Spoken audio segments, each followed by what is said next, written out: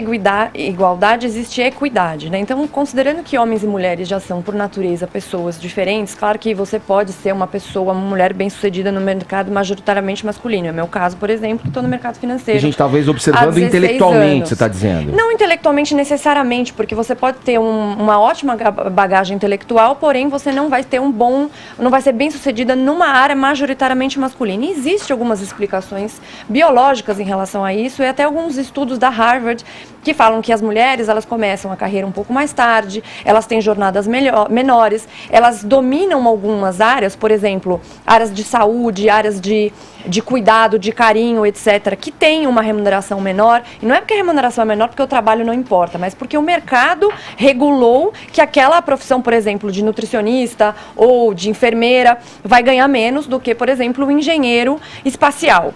Onde que a gente quer chegar? Num mundo que a gente tenha mais mulheres migrando para essas carreiras com mais salário, com valores maiores de salário. Só que isso não é um movimento que você consegue fazer de uma maneira não orgânica, que você simplesmente vai dizer assim, olha gente, vamos colocar aí uma cota para engenheiras espaciais.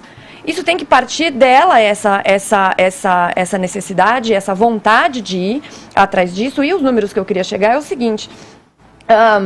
tem um estudo feito por deixa eu ver o nome aqui chama Korn Ferry, que é uma empresa americana que comparou salários por gênero em 777 companhias americanas com 1,3 milhão de empregados no total. A comparação geral mostra que a diferença salarial entre homens e mulheres, no geral, é de 17%. Só que quando homens e mulheres são comparados no mesmo nível de emprego em empresas diferentes, a diferença ainda é de 7%, porém na mesma empresa ela cai para menos de 1%. Então existe uma pequena diferença não explicada por diferença de produtividade, mas ela é muito menor do que é falado. E uma coisa que não é falada normalmente é essa questão da opção que a mulher faz. Quando a Paulinha fala, por exemplo, que a mulher tem uma jornada dupla porque ela tem filhos, então ela tem o trabalho de casa e os homens às vezes não dividem, etc., tudo isso tem que ser combinado da mulher com o homem, e se ela decidir ter filhos, por exemplo, e por isso ela vai acabar diminuindo um pouquinho a carreira dela, ou vai trabalhar um pouco menos, enfim, tem mulheres que se planejam para isso e conseguem fazer isso tudo, e que querem, numa né? boa, né? E que querem fazer exatamente. Eu acho que a gente tem que respeitar a posição dessas mulheres. E aí entra na questão da cota, que eu sou totalmente contra, porque de nenhuma maneira isso, na minha opinião, é um caminho, porque não funciona.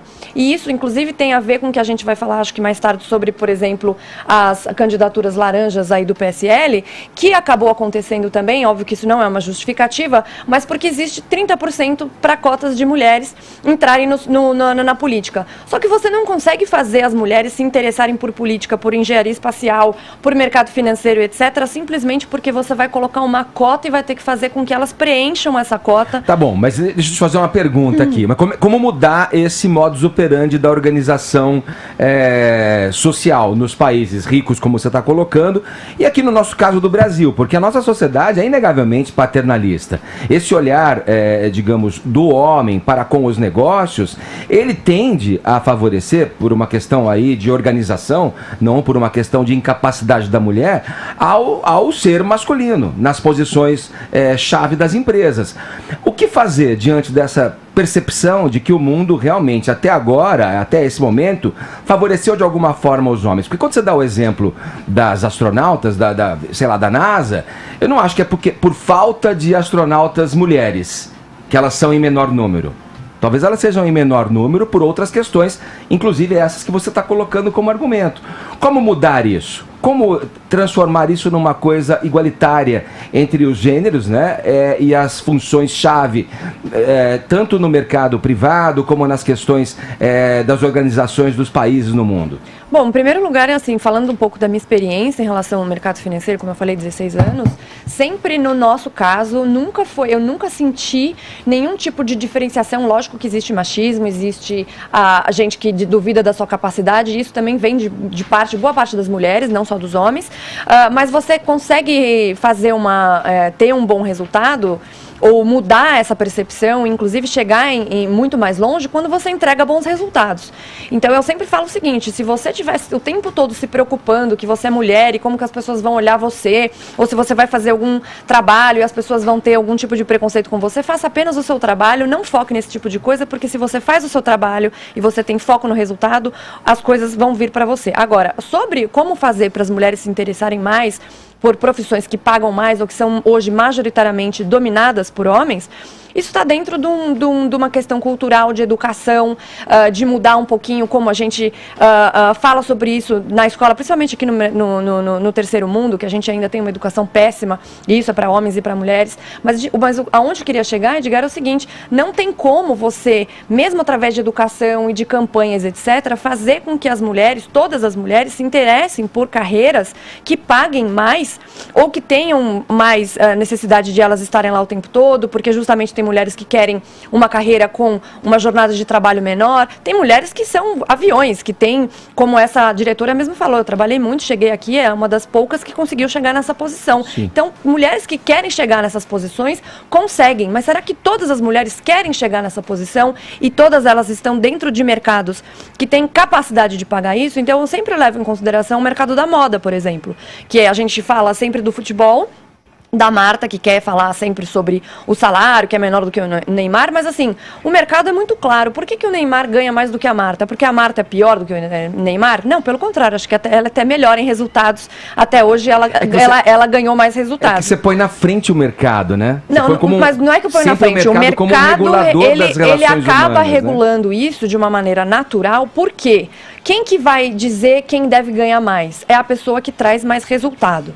Então, se o Neymar, ele traz mais resultado de patrocínio, ele traz mais resultado de bilheteria... Como negócio, gera mais dinheiro. Ele vai gerar mais dinheiro. Sim. Ah, mas puxa, como a gente vai fazer para a Marta ganhar igual o Neymar? Sim. Ou as pessoas vão ter que assistir mais futebol feminino, certo? Exato. Então, as emissoras... Parece lógico. As emissoras, elas só vão colocar mais futebol feminino, etc., se aquilo também estiver dando lucro. Então, assim, o papel da população, nós mulheres, a gente quer elevar as mulheres no futebol, a gente tem que assistir futebol feminino. Quantas de nós assistimos futebol feminino? Eu acho muito chato, na realidade, qualquer futebol. Então, eu não sou dentro dessa estatística. Eu acho que a gente a gente almeja chegar no mesmo lugar, me parece, nessa discussão aqui. Não, no final das contas, caminho só que é diferente, né? É tudo sobre diálogo, mas eu também acho que a gente tem que enxergar fora da bolha, porque existem mulheres que têm a mesma competência e o mesmo cargo que alguns homens e não têm a oportunidade de exercer com competência esses cargos, talvez porque algum tipo de chefe passe para o homem a maior parte dos trabalhos, não confie nas mulheres apenas por serem mulheres. A gente não pode negar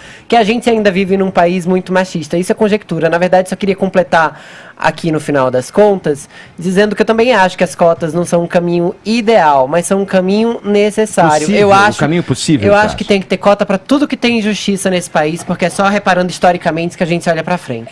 Eu discordo veementemente do Fefito, porque não adianta a gente colocar uma coisa que parece funcionar no papel que não funciona na prática. Então isso aconteceu, por exemplo, mas tem funcionado na prática nas universidades. Olha a quantidade de pessoas de baixa renda que teve acesso ao ensino superior. Deixa eu fazer uma pergunta, Renata. Quando você fala de cota por baixa renda, é uma situação um pouco diferente de quando você fala de cota por minoria ou porque não representatividade. É diferente, porque, na minha opinião, cota por baixa renda numa universidade, por exemplo, eu acho que é super válido, desde que essa pessoa tenha tido uma formação, porque hoje, na realidade, a universidade pública, ela absorve muito mais ricos do que pobres, justamente porque a formação dos ricos permite que ele entre numa universidade pública. Mas essa é a questão. O recorte racial também é um recorte econômico. Não, mas então, aí que tá. Não adianta você formar, simplesmente pegar essas pessoas que não tiveram uma formação necessária, e aí envolve brancos, negros, índios, mulheres, homens, gays, trans e todo mundo, tá todo mundo envolvido nisso aí, porque a gente tem uma pobreza muito grande no país. Então eu não acho que é um caminho válido. E aí, indo para a questão da cota das mulheres, teve um projeto de lei, que foi, eu não lembro agora em qual estado que foi, mas era em relação a motoristas de aplicativo. Queriam colocar também 30% de mulheres no mínimo para motoristas de aplicativo. Só que o que acontece na prática? É aí que eu falo que realidade é diferente do que está no papel. O papel às vezes pode ser muito legal, a intenção pode ser maravilhosa, mas não necessariamente ela funciona. O que acontecia? Como muitas mulheres não têm interesse em ser motoristas de aplicativo, se você não tem aquele mínimo de 30% para cumprir com a lei, você tem que despedir homens, você tem que deixar de contratar homens, então você causa desemprego. Então, tudo isso tem que ser analisado de uma conjectura muito mais ampla do que simplesmente uma reparação por qualquer dano histórico. Eu entendo a sua preocupação em relação a isso, mas a gente tem que falar mais sobre realidade. E sabe que teve também de bem legal que essa diretora da FMI ela explicou com dados, né, que pesquisas mostram que as empresas são mais lucrativas com mulheres no comando e que também governos são menos corruptos com participação de mulheres na administração. Então, eu acho que esse tipo de dado que traz algum resultado, que mostra que pode mexer com o seu lucro, que a diversidade pode trazer alguma coisa de importante para a sua empresa, talvez mobilize mais o empresário do que qualquer tese humanista. Acho que se a gente está falando de mercado, se você disser mexe na grana, ter mais mulher aqui vai fazer a sua empresa mais rentável, talvez traga mais resultado. Infelizmente, Ed. Eu só queria fechar rapidinho. Uma linha, Fefito, muito vai. rápido. As cotas raciais nesse país têm funcionado e a gente vê pela quantidade de pessoas que fazem universidades e são premiadas. Eu acho que a gente tem que também parar para pensar nisso. E eu acho que a gente também tem que se livrar dessa ironia de achar que dar acesso a algumas pessoas é fazerem outras pessoas perderem acesso. As maiorias continuaram... É realidade.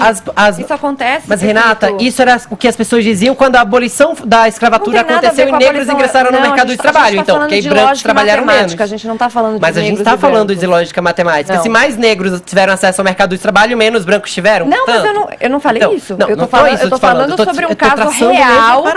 Não é o mesmo paralelo. É o mesmo paralelo. Deixa eu te fazer uma pergunta. Peraí, porque essa discussão tá difícil da gente chegar num ponto de fechamento aqui. Não iremos. Não iremos, mas você fala em chegar-se a uma situação em que haja um amadurecimento na sociedade como um todo, para que essa equanimidade aconteça naturalmente. As cotas, você embora reconheça que a importância das cotas na questão social, do ingresso às universidades, você não pensa da mesma forma para o mercado privado, né? Das empresas, enfim, das qualificações e tal. Mas você não acha que as cotas também são um caminho para se chegar a esse amadurecimento? Para que as pessoas reflitam a respeito dessas disparidades de mercado, ou por questões sociais, ou mesmo de interesse, como você coloca ali? Não, por que as mulheres não se interessam em... Porque não adianta, por exemplo, se você colocar uma cota hoje aqui que tem que ter 40% de mulheres na Jovem Pan, eu não sei qual que é o número hoje, tá? Mas, chutando, tem que ter 40% de mulheres na Jovem Pan. Não é porque você colocou esse número que magicamente mulheres vão se interessar mais por trabalhar na Jovem Pan, seja por qualquer motivo que seja. Então, se você colocar essa lei, supondo que o Tutinha tem que pagar uma multa se ele descumpriu, que é o que acontece na prática, nos cargos públicos. Mas esse exemplo é ruim, Renata, porque... Tem um monte de jornalista querendo trabalhar. Acho que a gente formaria um ótimo time com jornalistas que estão aí esperando então não é na Jovem Pan, eu já emprego. falei do aplicativo. Independentemente do exemplo, se você tem uma obrigatoriedade de ter um número X de pessoas, seja porque ela é mulher, ou porque ela é negro, ou porque é gay, ou por qualquer motivo que seja, porque tem a unha preta, não importa. Essa não vai fazer com que essa pessoa com essa característica necessariamente crie a vontade de trabalhar naquele lugar, de ir para aquele lugar e etc. Então, na prática, de novo, falando de realidade, a intenção pode ser muito legal. Pô, quero trabalhar com mais mulheres, quero ter mais representatividade, quero ter mais diversidade, mas a prática, o que acontece é desemprego do outro lado. Se você não consegue cumprir, não é que você não cumpriu porque você não quis contratar. É o que o Fefi tá falando que não, né? Porque não dá, é só dar acesso, gente. A balança se equilibra. Tem acesso. Vamos